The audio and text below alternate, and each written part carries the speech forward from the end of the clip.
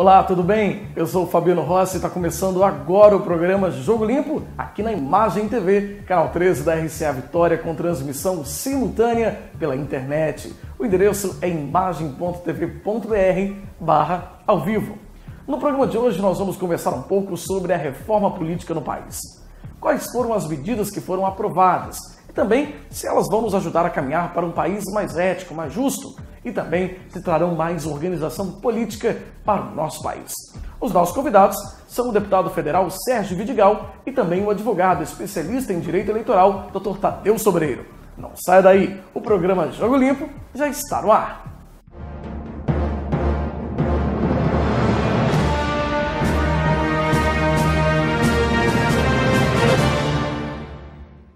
E a gente começa a nossa conversa de hoje sobre a reforma política aqui no Brasil, conversando com o deputado federal Sérgio Vidigal, do PDT, e também com o advogado especialista em direito eleitoral, Tadeu Sobreiro. Sejam bem-vindos ao programa.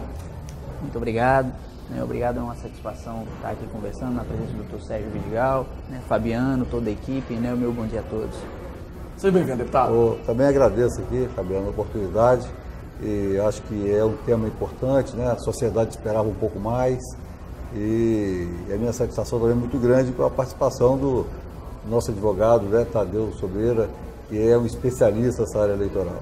Tá certo, a gente agora comentando um pouco sobre a reforma política, A gente, deputado Sérgio Vidigal, que acompanhou isso de perto lá em Brasília, na Câmara dos Deputados, essa discussão, e o doutor Tadeu, como acompanha também isso de perto, como uma área de atuação mesmo profissional. A reforma política, ela está um pouco aquém do que a população esperava, do que os movimentos de rua pediam. Vocês acreditam que ainda tem muito a ser feito?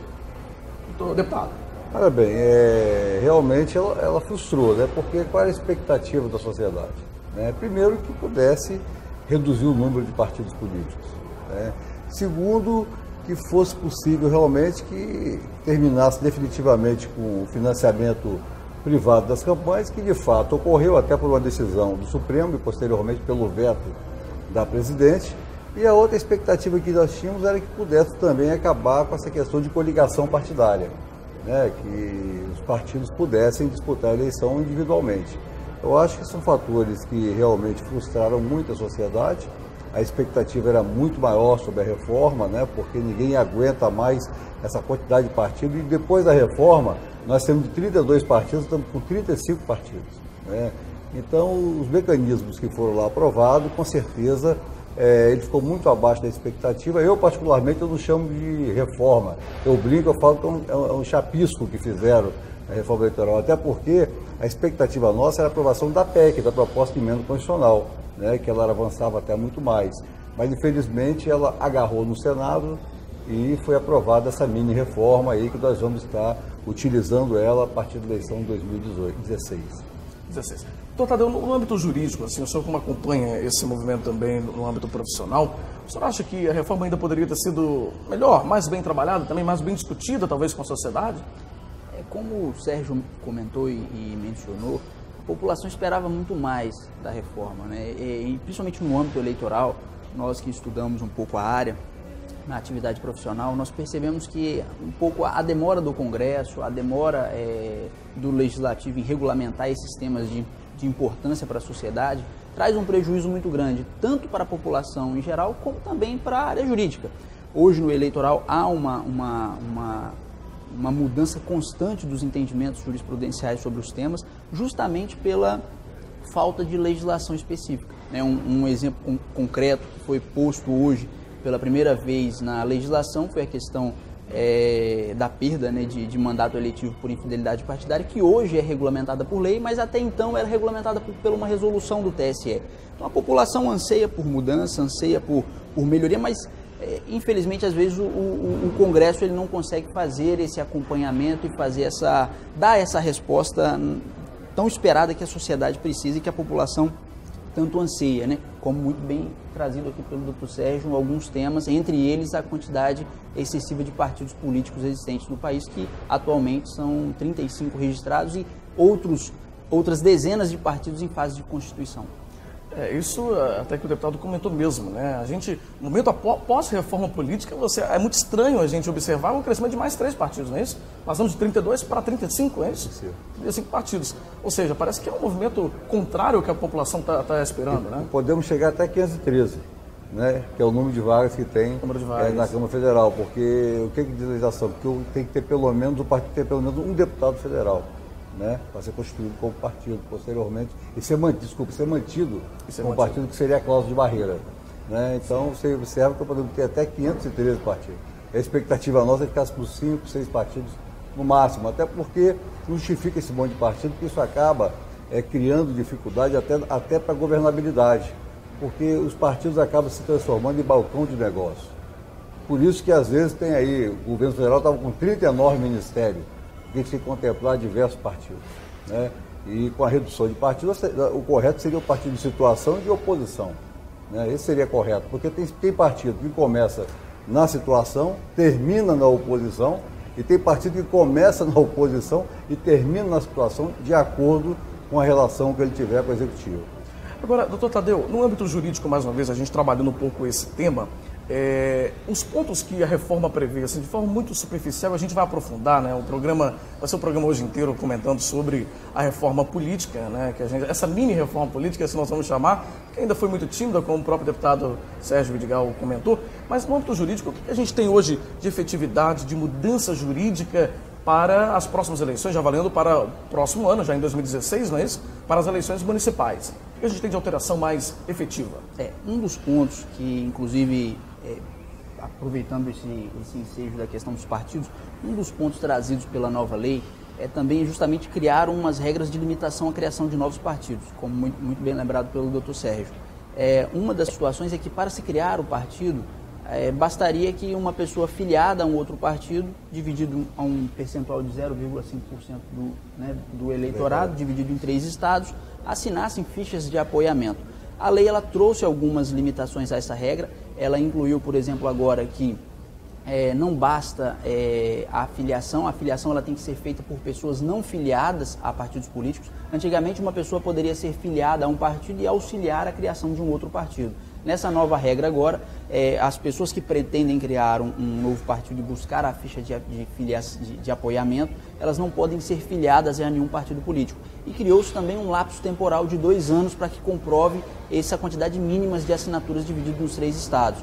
Então, isso já, por si só, já acaba com a expectativa de diversos partidos políticos que estavam pretendendo ser criados ao longo de alguns anos com o recolhimento de assinaturas.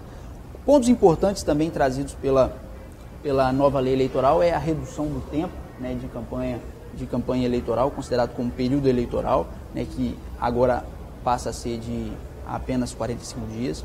Nós também tivemos algumas mudanças na regra para aquelas pessoas que pretendem ser candidatos. Antigamente a regra previa que a filiação a partido político deveria ser com 1 ano de antecedência. Hoje essa regra ela passou a ser de 6 meses. Continua se mantendo a regra do domicílio eleitoral de 1 ano, mas a regra de filiação à agremiação partidária passa a ser apenas de 6 meses. Também alterou o tempo de programa de rádio e televisão, né, houve uma redução, né. A expectativa é de que o custo de eleição, né, acabe, por via de consequência, diminuindo, trazendo, né, com que as campanhas acabem ficando mais baratas, né, o custo de um processo eleitoral. E algumas outras medidas, mas na prática mesmo são poucas alterações, né? As alterações substanciais mesmo, as alterações que a população ansiava, através que ela tinha anseio, elas de fato não aconteceram. Como o doutor Sérgio mencionou, se falava muito em reforma política, mas na verdade foi um chapisco, né? Na verdade foi um chapisco de reforma aí, né? Chapisco de reforma, né?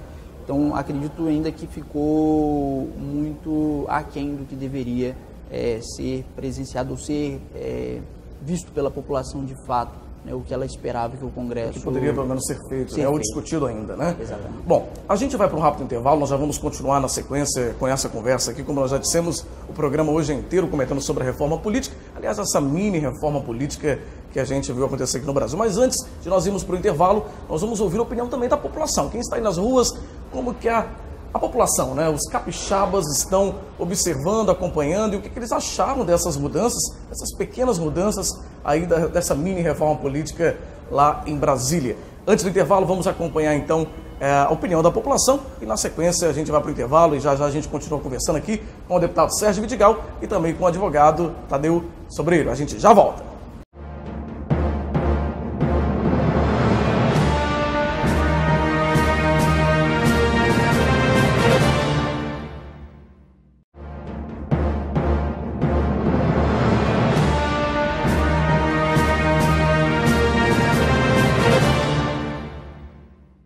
E nós estamos de volta com o programa Jogo Limpo, hoje conversando sobre a reforma política, né? Essa mini reforma política, conversando aqui com o deputado federal Sérgio Vidigal, do PDT, e também com um advogado especialista em direito eleitoral, Tadeu Sobreiro.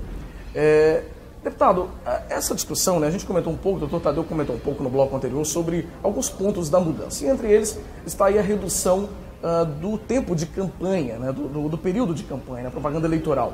De certa forma, isso vai gerar uma redução de custo também nas campanhas eleitorais, o que vai, de certa forma, de encontro também com essa proibição das doações de campanha, das empresas poderem doar para as campanhas eleitorais. Você acha que foi condizente, foi coerente essa decisão dentro da reforma política? Olha bem, a reforma, na verdade, eu estou colocando alguns pontos negativos, mas, evidentemente, ela também teve pontos positivos, né? Essa redução do tempo da campanha, esse é um ponto positivo. Primeiro, que as campanhas estavam extremamente caras. Segundo, que são campanhas extremamente longas, né? A sociedade, ela só participa de fato para definir o seu voto exatamente nos últimos 30 dias. Até então, esse debate é muito mais político do que com a própria sociedade. Então, eu entendo que a redução do tempo, ela foi boa para a classe política, os candidatos, mas também foi muito boa para a sociedade, que não começa um debate até extemporâneo, e você vê que começa 90 dias antes, aqueles carrinhos de som andando e colocando panfleto, então, sujando a cidade. Então, eu creio que isso foi muito importante. De fato, a redução do tempo, né, porque ela reduz também o custo da campanha. O não financiamento privado, nós do PDT tínhamos aprovado já, tanto na lei quanto na PEC, contrário ao financiamento privado, tanto para o partido quanto para o candidato. Graças a Deus que o Supremo tomou a decisão, mas mesmo assim a gente tem muita dúvida sobre o controle disso, né? Sobre o jeitinho que pode ser criado, porque ficou-se o financiamento privado, ficou o financiamento para a pessoa física somente, da pessoa física, para o candidato, mas o que ocorre? Os limites que foram criados estão muito acima da nossa expectativa, porque os limites ficaram extremamente altos. Por exemplo, tem deputado federal que gastou oficialmente na campanha 10 milhões de reais. Quer dizer, vai passar agora para 5 milhões de reais o valor máximo que pode gastar numa campanha. É extremamente alto. Muito a alto, proposta dinheiro, nossa, né? É que fosse baseado pelo número de eleitores que a cidade tivesse, fosse o valor que pudesse ser despendido por cada candidato. Então, a gente observa que teve alguns avanços, alguns debates não foram muito bem esclarecidos, outros, na verdade, nós tivemos um retrocesso, até porque nós não temos um mecanismo, e o Tadeu pode falar melhor do que eu, nós não temos um mecanismo de controle também, de fiscalização dos recursos, porque as pessoas podem começar a detectar pessoas físicas para fazer contribuição, né, através de repasse de dinheiro até de Caixa 2. Então, ou seja, acaba facilitando o Caixa 2, não é isso? Acaba facilitando o Caixa 2. Né? Quem tem mais amigos, né, que tem pessoas de melhor poder aquisitivo, porque tem um percentual que você pode doar baseado na sua renda, sim, né, ele vai ter mais facilidade. Então, o senhor acha então, que, por exemplo, as urnas eletrônicas hoje, elas geram uma certa insegurança também, no sentido de legitimidade mesmo? Talvez a cédula impressa, na discussão que foi feita em Brasília, foi entendido que ela seria mais segura? Seria mais ou menos essa? Não seria a cédula impressa. Você votaria o voto eletrônico, mas sairia o seu voto impresso. O voto impresso. Ou seja, a pessoa poderia levar para casa o resultado ali da votação que ela fez. O resultado não, o voto que ela fez. O voto impresso iria ficar lá também. Também lá. Mas seria, na hora de você fazer uma rediscussão, de querer rever a sua votação, teria muito mais facilidade. Porque hoje, com esse modelo aí que nós temos de hacker, né, um monte de ação aí que tem de crimes cibernéticos aí, a gente sabe, tem muita dúvida em relação a fidelidade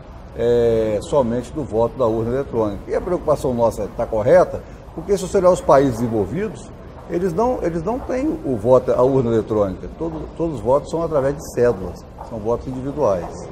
Certo. Doutor Tadeu, agora com relação ao financiamento da campanha, né, pelas empresas, a gente comentou um pouquinho com o deputado Vidigal, mas a gente, olhando no âmbito jurídico, né, facilita, de certa forma, como a gente comentou aqui, essa questão do Caixa 2, ou seja, o empresário lá, ele quer ajudar um político que é amigo dele, então ele vai doar como pessoa física, né? Então, ou seja, ele tem que ter um caixa, porque ele não pode doar pela empresa. Então, oficialmente, ele não pode fazer uma doação, né? Pelo que ele arrecada de empresa. Então, é uma facilitação mesmo para um crime eleitoral, vamos dizer assim? De certa forma, há uma preocupação muito grande, porque a regra eleitoral, ela estipula um limite para a pessoa física realizar a doação. Hoje, esse limite é fixado em 10% a arrecadação ao faturamento bruto, né, a renda bruta oferida pelo contribuinte no ano anterior. Então, isso vai acontecer o seguinte: quem for mais rico pode doar mais. Quem teve uma renda maior vai poder doar mais. Então, em tese, né, hoje, por exemplo, 10%, uma pessoa que tem uma renda de R$20 mil durante o ano, ele só poderia doar R$2 mil. Né? Uma pessoa que teve um faturamento ou uma renda, né, no caso de 2 milhões, ele poderia fazer uma doação até de 200 mil. O que pode acontecer é exatamente isso, né? Determinadas pessoas identificarem determinados grupos de potenciais doadores para poder fazer a inserção dessa doação dentro da conta de campanha. Ou seja, talvez uma medida equivocada, já que a reforma política ela vem com o objetivo de melhorar essa situação, né? Talvez não tenha sido tão bem trabalhado esse assunto, né? Precisaria talvez modificar ainda alguns pontos essa questão acredito da proibição. Acredito que essa proibição, da forma como posta hoje, da forma como está colocada, trará, né, algumas arestas que precisam ser aparadas. Eu acredito que vai trazer algumas dificuldades tanto para a justiça eleitoral, até mesmo quanto para as pessoas físicas, então, especialmente as pessoas físicas, porque a pessoa física hoje que ela fizer uma doação irregular, né, acima do limite, ela sofre algumas sanções da lei eleitoral, entre elas uma multa de 5 a 10 vezes o valor de excesso, a proibição, inclusive, de poder contratar com o poder público e até mesmo a inelegibilidade, de acordo com a Lei Complementar 135. E muitas das pessoas não têm conhecimento dessa regra, dessa penalidade imposta. Então, assim, é algo que acredito que a população vai precisar de ter um conhecimento mais amplo a respeito dessas doações e, principalmente, deverá ser a Justiça Eleitoral, o Ministério Público vão ter que estudar mecanismos de controle e já expondo aqui que será muito difícil exercer, de fato, esse controle nessas doações por parte das pessoas físicas.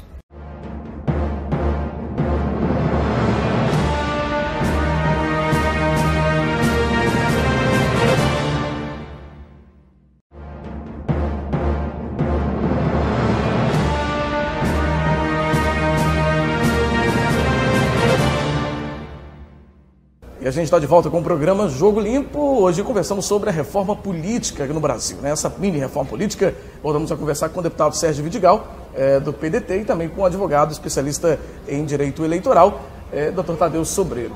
Dr. Tadeu, falando um pouco sobre essa questão agora da janela partidária, né? A gente tem uma brecha hoje na lei, até então, diante disso que foi aprovado, né, nessa mini reforma, permitindo que os políticos, né, os parlamentares, possam trocar de partido, não é isso? Como vai funcionar isso a partir de agora? Na prática, foi a primeira vez que a legislação brasileira regulamentou o tema sobre a questão da fidelidade partidária, já que esse tema ele está ligado à questão da fidelidade partidária. O assunto começou a ser discutido a partir do julgamento de 3 mandatos de segurança no STF, onde os partidos solicitavam a vaga, né, a vacância, né, dos cargos em razão da mudança do partido. O TSE, em razão daquele entendimento do STF que diz que a vaga pertence ao partido político, editou uma resolução que disciplinava 4 requisitos que justificavam a justa causa. Entre elas, o parlamentar poderia sair do partido em razão da criação, fusão ou incorporação de um novo partido, a mudança do ideário partidário e, no caso de haver uma grave discriminação pessoal. A lei agora que veio, ela restringiu a hipótese da resolução do TSE e disciplinou que os casos de justa causa seriam 3. Quais seriam eles? A grave discriminação política pessoal, a mudança do ideário partidário, criou uma nova figura de justa causa, que seria a famosa janela. O inciso 3º do 22A traz a hipótese do detentor do mandato eletivo, no caso o parlamentar, já que o STF posicionou no sentido de que a perda do mandato em razão da infidelidade não se aplica aos cargos majoritários, ou seja, ao prefeito, governador, presidente e senadores. Então, permite hoje o parlamentar uma saída, uma janela que foi criada em 30 dias antes do prazo de filiação, quando do término do seu mandato. Então, por exemplo, os vereadores que se elegeram nas eleições de 2012, em abril do ano que vem, terão uma janela para poder mudar de partido e fazer o ingresso numa nova agremiação partidária, sem que isso lhes cause a perda do mandato eletivo. Tá, o senhor acha que essa medida, de certa forma, para os partidos, né, talvez não seja tão positivo, porque o partido ele pode perder um parlamentar. O senhor acha, como o senhor avalia essa mudança, positivo ou negativo? A posição do PDT, nós somos contrário à janela. Como somos contrário também às coligações, porque as coligações, você não faz coligação por partidos ideologicamente. Você pode coligar num lugar que tem PSDB, tem lugar que coligou PSDB com PT. Né? Tem lugar que coligou DEM com PDT. E o que ocorre com isso? Você vota num candidato e acaba elegendo um outro candidato que, de repente, não tem nada a ver ideologicamente com aquilo que você pensa. Sim. Então, o fim das coligações, nós votamos favorável, infelizmente ele se manteve. E eu queria aproveitar e falar sobre a questão do percentual de votos para poder se eleger, essa alteração que teve a legislação. Que é uma outra mudança, né, expressiva, que muda-se a forma de elegibilidade, né? Ou seja, muda a forma de escolha, de eleição mesmo. Porque se o candidato tiver menos do que 10% dos votos da legenda dele, ele não poderá ser eleito. O que significa isso na prática? Significa que se tiver um grande puxador de voto, como, por exemplo, Tiririca, o Enéas no passado, o Celso Russumano agora, né, a votação dele não vai facilitar que se eleja alguém que não teve 10% dos votos da legenda daquele processo eleitoral. Então isso, na verdade, reduz muito o número de participação de políticos que não tem representatividade de fato.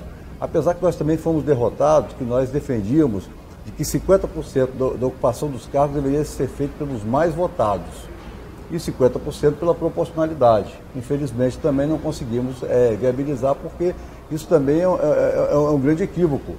Você às vezes tem um candidato que tem uma votação expressiva e ele não é eleito devido à sua legenda, enquanto que alguém que tem uma votação inexpressiva, né, acaba ocupando aquela vaga. Então são fatores, são situações que acabaram não sendo aprovadas, né, mesmo com o voto contrário do PDT, mas que realmente não deu para criar mais avanço na questão da legislação eleitoral, apesar que a definição do limite de 10% do mínimo de votos para que possa se eleger dentro da legenda, isso já foi um certo avanço. Vou dar um pequeno exemplo. Agora mesmo o relator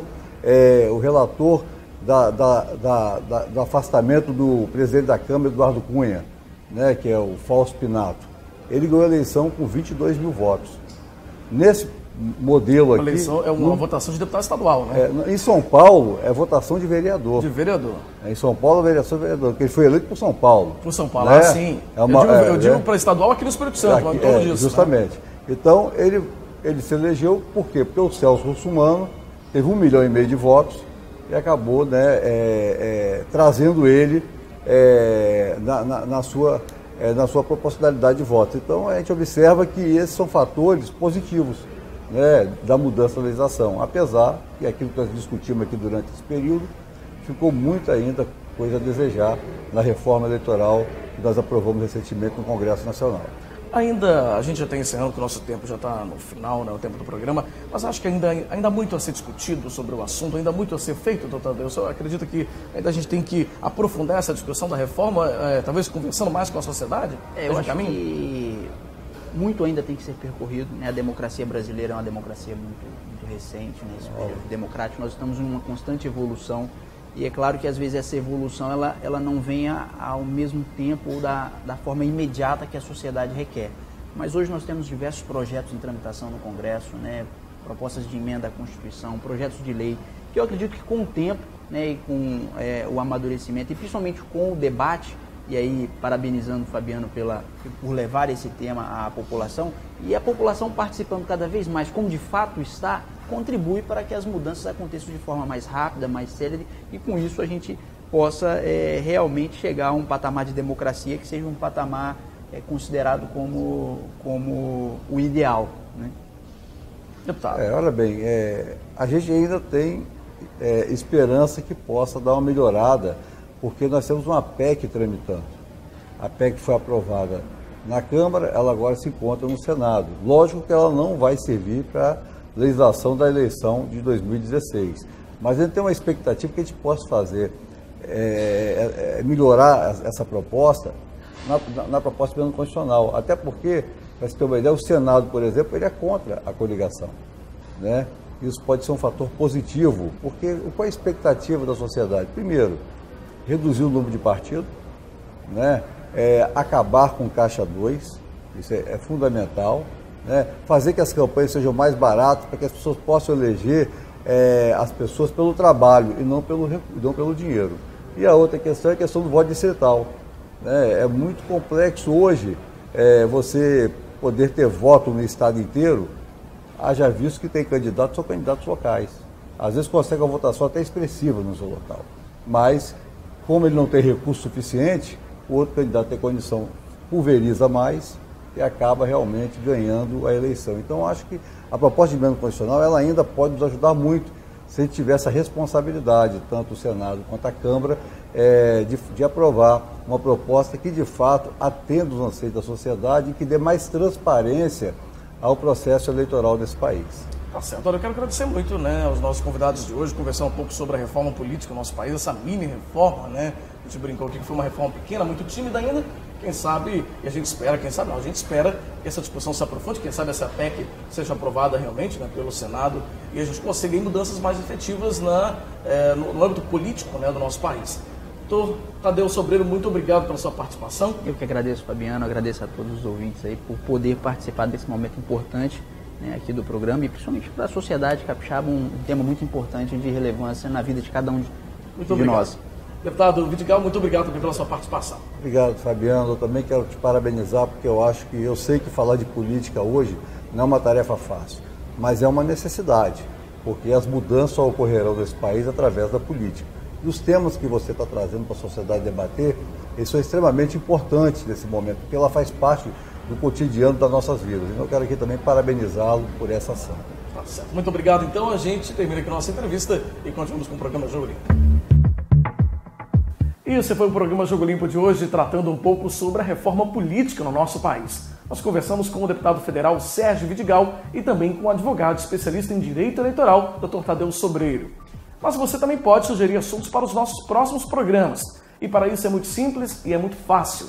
Basta enviar um e-mail para a gente. contato@fabianorossi.com.br. O nosso programa inédito é exibido todas as quartas-feiras, às 7h30 aqui na Imagem TV, canal 13 da RCA Vitória, com transmissão simultânea pela internet. O endereço é imagem.tv.br/ao vivo. Muito obrigado pela sua audiência, pela sua companhia. Eu sou o Fabiano Rossi e esse foi o programa Jogo Limpo. Tchau, até o nosso próximo programa.